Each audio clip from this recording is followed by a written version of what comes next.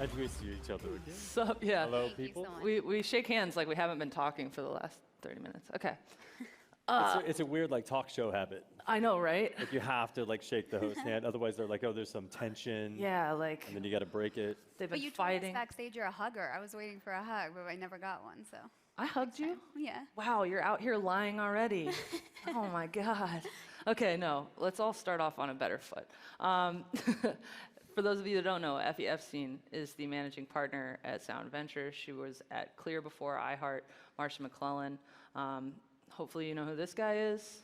Ashton Kutcher is an angel investor, A-Grade Investments, founder of Sound Ventures with investments in Bird, Acorns, Lemonade, Robinhood, and the list goes on. Very excited to have you guys here. I'm going to start with you, Effie. I think all of us are really familiar with Ashton, the entertainer. And in the community here in Silicon Valley, definitely he's made his presence known. There are a lot of people who do know what he's all about, but I think there are a lot of people who have no idea what Ashton the investor is like. Yeah. How would you describe Ashton in a pitch meeting? Definitely our secret weapon, and not for the reason that I think most people would think. I can speak to my own experience when I first met both Ashton and Guy. I was floored by how scary smart they were. I think where they are both excellent is taking away all the noise around, and they have a bullshit meter that's higher than I've ever seen. And so that's something that's super valuable for us as investors, of course, but scary smart, analytical, able to piece signals together from the market. And for me in my career, I've been completely industry agnostic. I've always followed the people, and that's exactly what we're doing here. So first of all, working with them, and then backing great entrepreneurs. You said signals from the market, and I know that you guys have a little bit of a flexible investment strategy. Got your ear to the ground. Yeah. What signals is the market sending now to either? So I think like generally as a firm, we try to stay as agile as we can. I think a lot of firms have a tendency to set up variable guardrails around the things that they invest in and when they invest and how they invest and what stage they invest and everything else. And I think for us to be agile and opportunistic is really important because I think in general, the next great idea is going to be in a sector that you can't lay out in a PowerPoint presentation to your LPs or even to your team, because generally the sector becomes created by the next great company that's going to come along. So, to me, that question sort of falls into the trappings of what is X, right? And to know what X is before you see X as an investor is often really hard, right? Like, because I don't think you could anticipate the changes Airbnb created in the travel and leisure area. I don't think you could have anticipated that there was going to be a great disruption in transportation when the great disruption in transportation came. And so I think the biggest thing that we try to do as a firm is stay open to the notion that the next great change isn't going to fall perfectly into a PowerPoint. We're seeing a pretty big burst of companies around D2C space where people are coming up with some product that's a little fudgy and been around forever and trying to rely completely on brand as a differentiation going to market and direct to consumer. Like a lot of those companies are going to stumble because there's an assumption that they have some advantage just because they know how to engineer Instagram, and suddenly they're going to win because of that. But there are some companies in that space that actually do have a market wedge and some ability to actually create consumer traction that will ultimately deliver a cohort that sticks around for a while, and probably some network effects that they can create inside of that. So that's one space in particular that we're seeing a lot of advances in. Yeah. I think generally, Sound takes a very broad market approach, and we tend to look for the intangibles. And for us, some of those are what's scary to people, what's a little bit uncomfortable to think about as an idea or to have a conversation around. How does constraint breed creativity? That's something that we look at a lot. Where's the talent going? That's been, a core part of our strategy now for years, is looking where people are going in terms of industry sectors, companies. And so for us as a firm, we'll never be industry or sector specific. It'll always be a broad market approach based on these intangibles. Well, and like on the one hand, you can't anticipate certain things, but then your job is also to anticipate certain things. Or see a good thing when it comes along. Yeah. Identify If, quickly. the truth is, like, if you really, if you're in it for the money, you're going to go build something. And if you know what the next turn is, you'll go build it, and you'll make a lot more money than you will just investing in it, right? Because you're the founder, and you'll have stake in it and everything else. So if I knew what the next thing is, I'd go build it tomorrow, right? But our job as investors isn't to necessarily know what the next big thing is to be able to identify it when you see it. And, so much of that comes down to, like, who's the person building it? What is their strategic advantage? What do they know that nobody else in the world knows? What do they have, what understanding do they have that's deep?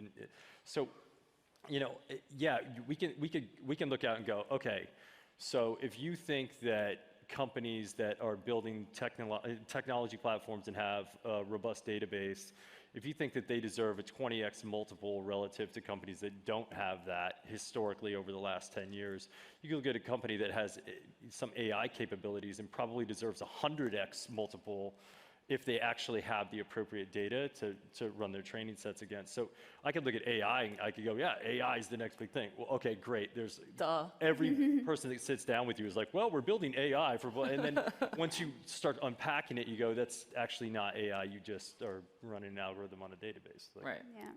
Have you ever, like, you're talking about, if I know what the next big thing is, I just go out and build it. Like, there's a contagion of Silicon Valley where you see people building things, becoming successful, and people want to do that. And you're around it all the time. Do you ever catch the bug a little bit and want to build something, be an entrepreneur? Yeah. That's a yes. Yes.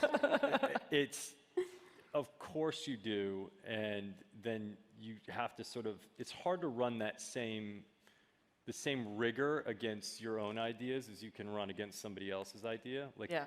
it's a lot easier to be a judge on American Idol than to stand up and sing in front of everybody. So running the same rigorous process against your own ideas and what you should build is really hard to do. And so I think when we have those bright ideas that we think about building, like, the first person I'm going to go to is Effie and go, all right, Effie, tell me what's wrong with this and tell me why we shouldn't build this. And I think that keeps you from building a lot of things that maybe you shouldn't build. Okay. So let's Sounds talk about right. geography a little bit. I know you grew up in Iowa. You were born in Israel? In Israel, that's right. Yeah. So outside of the big three, LA, San Francisco, New York, what is the most promising market? Yeah, for us, from a pipeline perspective, what's interesting is we've seen some of the usual suspects been in our pipeline for a long time. Boston is a great feeder. Robotics. Austin has really been ticking up for us. We have a couple of companies out of Miami. That's been a ticking market as well. We're in Nashville next week judging a WeWork Creator Awards competition, a pitch competition.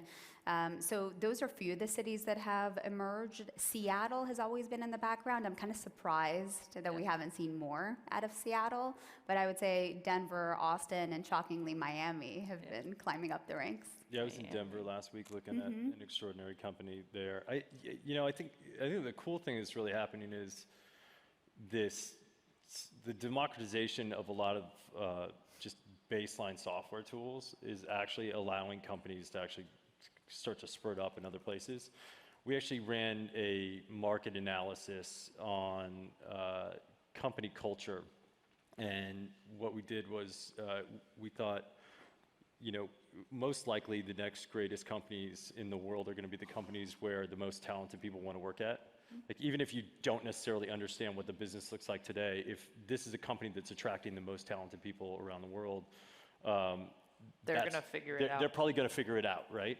And so we started running, we were pulling a bunch of different data sources to figure out where talent wanted to go, like what companies they wanted to work at. And there were two things that were super interesting that came up. There were a lot of companies that weren't here or New York, which was great for us because we started to see companies in other markets. There were a ton of female-founded companies, which I thought was outstanding and really exciting. And one of the biggest things relative to those companies being in different markets was they could attract talent at similar to lower prices because the cost of living was lower. And so suddenly people could have better lives working at companies, working on hard problems to solve, to make the world a better place, but actually have a life while they were doing that. How long do you think it'll take for people to realize that LA is a better market than San Francisco? They're already realizing it, I think. I don't know. Is it a better market? I don't know. Depends how you define better. Yeah, I mean, yeah. Is it Better. Listen, I think for us, what we've seen is, in the last 3 years, venture capital going into LA has more than doubled. Number of companies that have been funded has doubled. Number of exits has stayed the same, which is interesting. But I think for the first time, talent in LA, and specifically technical talent, has more options. And so the market as a whole is able to retain that talent in LA. In the past, we've had capital and we've had great lifestyle and cost of living associated with that, but we haven't been able to retain the talent. And I think that's the biggest piece of the evolution I've seen is when companies are actually relocating entire engineering teams from up north to LA, that's a signal. Yeah, I think the market in 2013, there was $1 billion of venture that went into companies. Last year, there was $7 billion that went in Los Angeles, but like Effie said, there were 68 exits in 2015, 63 and 16, and like 68 and 18. So, it'll probably take a while for the market to mature, and it'll take a while. I think one of the biggest trends that has to change is historically it's been tech companies acquiring tech companies, and tech companies actually realizing and understanding the value of tech companies when they acquire them, so they actually pay a market premium relative to it. And so getting media companies to actually do that again, there was a moment when MySpace got acquired and everyone went, oh, okay, everybody's getting in the game, and then that didn't go very well, and I think that there's been a lot of apprehension around that and actually paying those prices relative to exits. But I think as that continues to happen, the ecosystem will only get stronger, and there will be more talent in the area, and it'll continue to build. There's a little bit of a void of sort of hubs for people to really get together and stress test ideas. So one of the questions I wanted to ask you guys was around, Effie, I was reading an article where you said that female founders tend to be more conservative and undersell their valuation, whereas men come in and they could have the same exact pitch, and instead of being worth $2 billion, it's worth $20 billion, which is great. Who's right? Like, when you're hearing these pitches, what is more attractive to you? Someone who's more conservative and actually feels a little bit more humble about their reach, or someone who is coming in and saying, I'm going to take over the world? Right. I think that this really goes to the ethos of the investor. I mean, for us, any day we'd rather see a company exceed their projections and budget than miss. And it's a trend that we follow very closely with our companies. There is definitely a balance between confidence and cockiness in pitching. I think it's something real that we see, and not to provide blanket statements, but as a whole, absolutely, I see women being more conservative in their pitches than we do with male founders. The music to my ears, whether someone is presenting me a $2 billion TAM or $20 billion TAM, is the words, I'm not sure, I need to test. For me, I'm always looking for those signals in an entrepreneur to say, I want to learn, I want to iterate, and I want to listen to smart people around me. I'm very clear on my vision and where I want to take this company. But those are the signals that we look for more than a TAM. I mean, you can slap any number on that page. It doesn't mean anything, is the reality. We need to believe first and foremost in that person sitting in front of us. And so that's what you're selling. You're selling yourself, you're selling your team and your vision. So those are the things that we tend to focus on the most. Well, and another thing that I heard was that you guys are really interested in storytelling. Ashton, you in particular. So you have to be a good storyteller. You are a communicator by trade. Do you feel like you're ever missing out? Because not everyone is a great storyteller. Doesn't mean that doesn't mean they don't have a great business. So, I think one of the critical tests that I try to run when I'm sitting across from a founder is can you sell me your idea, right? Like, because if you can't sell me, how are you going to sell your first hire, your second hire, your third hire? How are you going to actually create the capacity for the rest of your team to sell those next hires? Like, especially early stage companies, generally the CEO of the company has to hire the first, call it 40 people, and they should hire the first 40, 50 people. And if you're competing for the best talent in the world, and you can't sell your idea to the best talent in the world, how are you going to actually get all A players around you to actually turn this into an explosive company? Right. So I look at it as a giant. If they can't sell me, if at the end of the conversation I'm not thinking, man, should I leave Los Angeles and go work for this company? Like, what they're doing is genuinely impactful for the world. It's going to make life better for human beings. And I want to work with that person every day, like, because once I invest in the company, I'm going to work for them every day for the next 10 years, likely.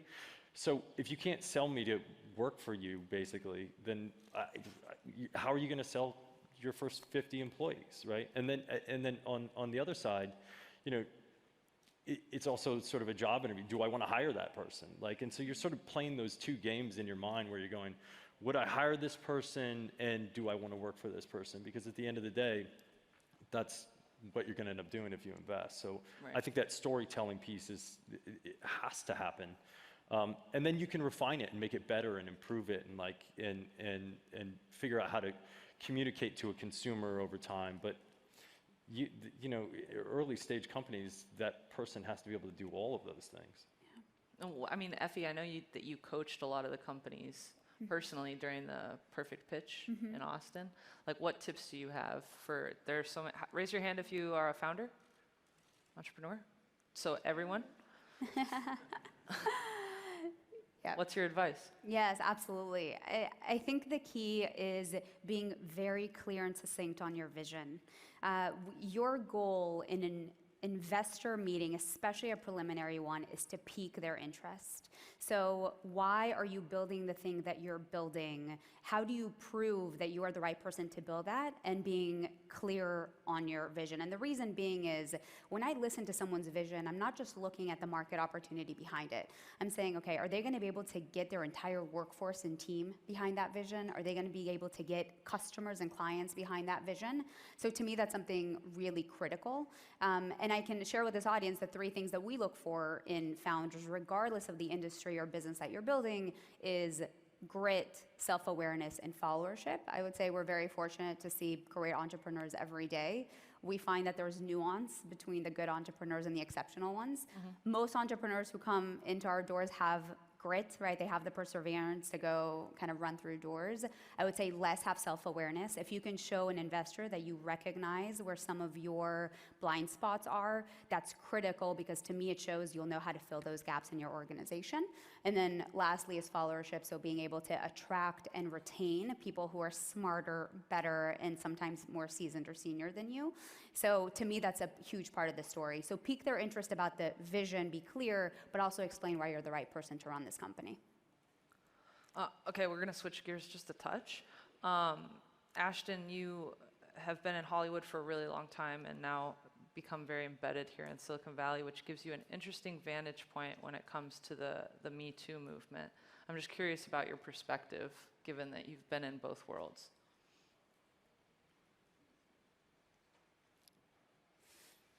I think it's,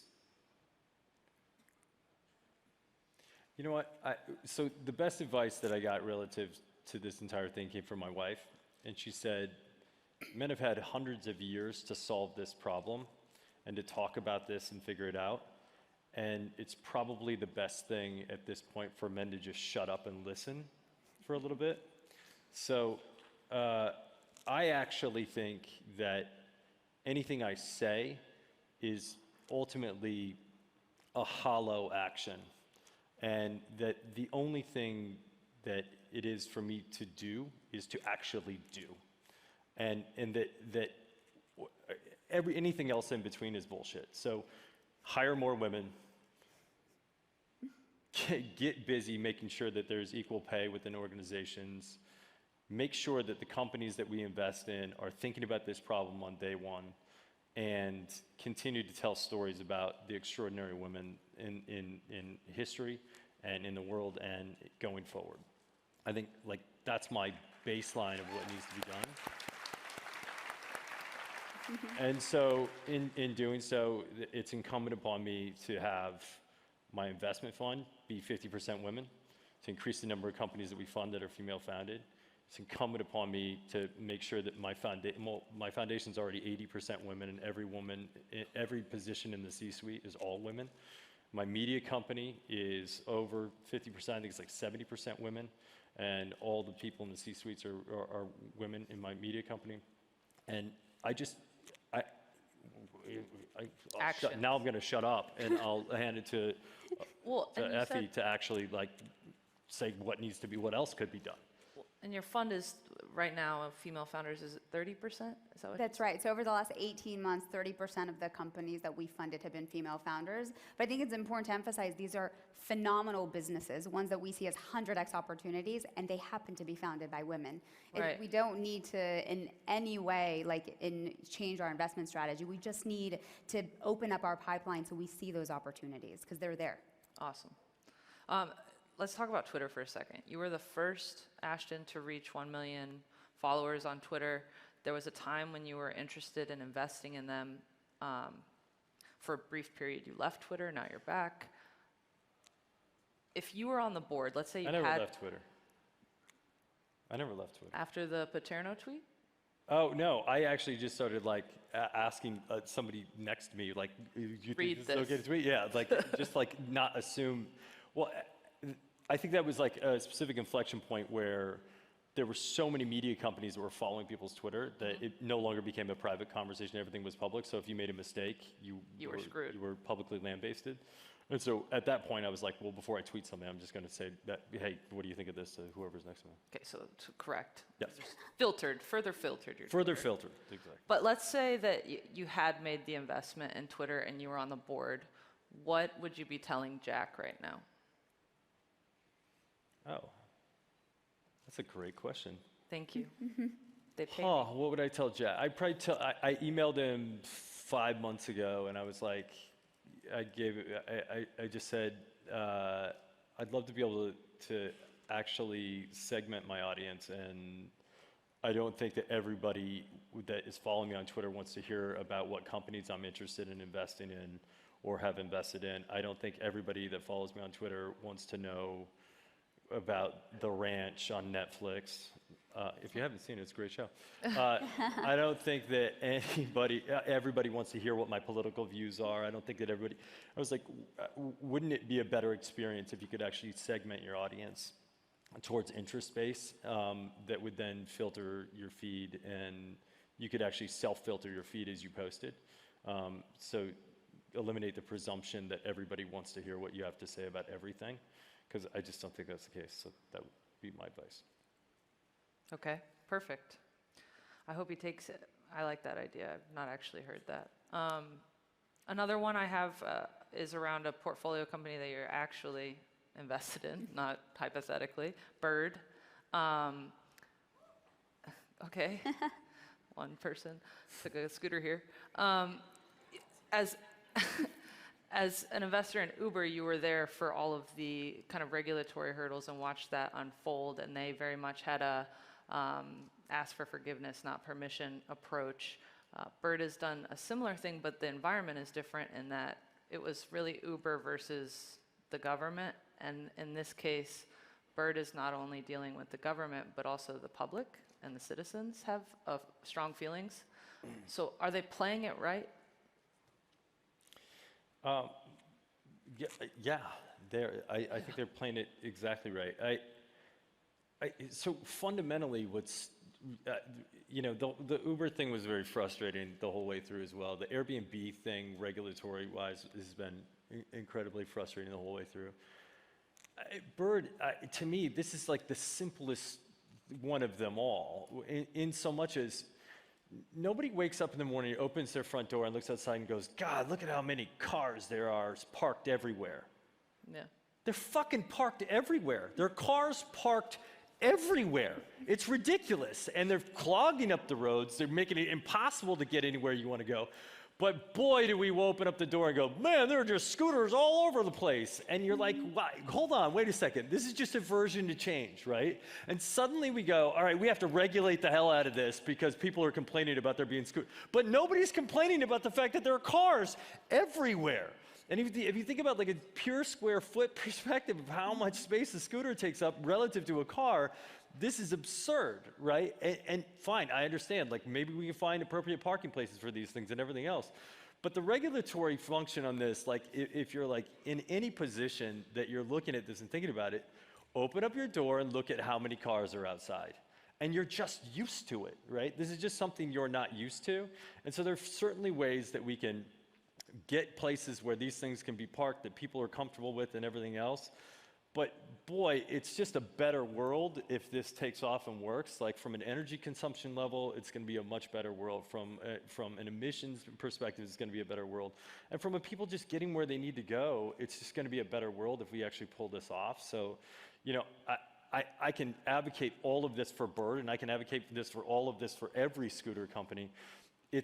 Let the battle be between these companies, but don't make the battle about like suppressing the freedom of your citizens or suppressing the ability for us to actually make the world a better place where people can get where we want to go. Like that's not serving anyone.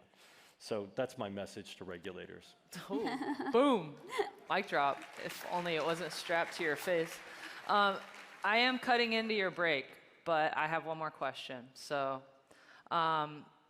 You came from the world of entertainment to be a VC and have definitely proven yourself. There's so many celebrities, NBA players, athletes, people who have made their money in the entertainment world and now want to come be a part of the new gold rush in Silicon Valley. What advice do you have for those people as someone who's done it? You know, so there are a lot of, you know, wannabe entrepreneurs that are trying to build companies, and there are just as many wannabe investors that are trying to become investors. And so I don't really have that much advice for those folks other than like, if you want to have a job, you got to do the work. And it really comes down to a function of, I mean, I was at TechCrunch 50 a decade ago, and have probably been in the Valley, and I've probably in the course of the last 10 years, I can't even imagine how many pitch decks and companies I've looked at, and founders that I've worked demo with. days. That, like, I've been to every YC demo day every 6 months for the last 10 years. You can't build pattern recognition by looking at something 10 times. And if you're an investor, the one point of leverage you really have is building pattern recognition and being able to see what does a great entrepreneur look like, what's a differentiated idea, what's the defensibility of this company, what are the moats that they're creating over time, where's their expertise, are they going to get people to rally around them, like how are they creating efficiencies in the marketplace, what does the competitive landscape look like all of those things.